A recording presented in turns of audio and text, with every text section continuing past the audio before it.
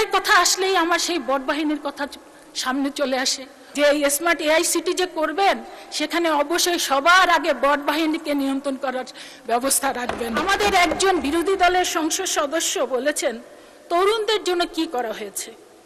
আমি এখানে বলতে চাই একটু ভালো করে পড়ে দেখবেন এই বাজেটটি আসলে মূলত তরুণদেরকে সামনে রেখেই করা হয়েছে, কারণ তরুণরাই হচ্ছে আমাদের আগামী দিনের ভবিষ্যৎ।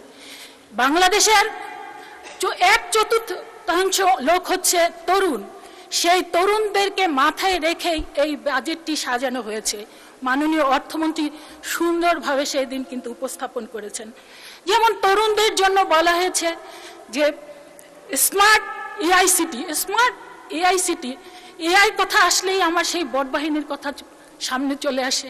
বট বাহিনীর সেই মানে ভয়ঙ্কর চিত্র আমার আসে। আমি মাননীয় অর্থমন্ত্রীর কাছে বলবো যে এই স্মার্ট এআই সিটি যে করবেন সেখানে অবশ্যই সবার আগে বট বাহিনীকে নিয়ন্ত্রণ করার ব্যবস্থা রাখবেন। আমি বলতে চাই এই যে স্মার্ট এআই সিটি, এই সিটিটা যদি দয়া করে মাননীয় অর্থমন্ত্রী এবং মাননীয় প্রধানমন্ত্রীর কাছে আমার অনুরোধ থাকবে।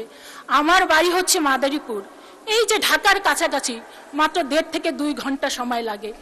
যদি এই পদ্মার ওই পারেই বাড়ি, এই স্মার্ট এআই সিটিটি যদি আমার বাড়ি মাদারীপুরে যদি করা হয় তাহলে আমরা মাদারীপুরবাসী খুব ধন্য হব।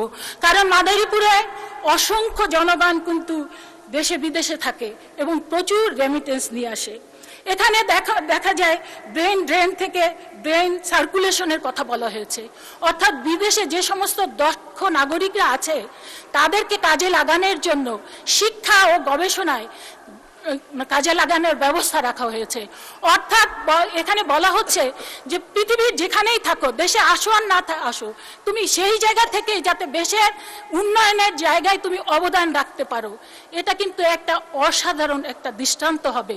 কারণ এই বিষয়টি ফলো করেই আমরা দেখেছি ভারত এবং তাইওয়ান কিন্তু সফল কামিয়াব হয়েছে।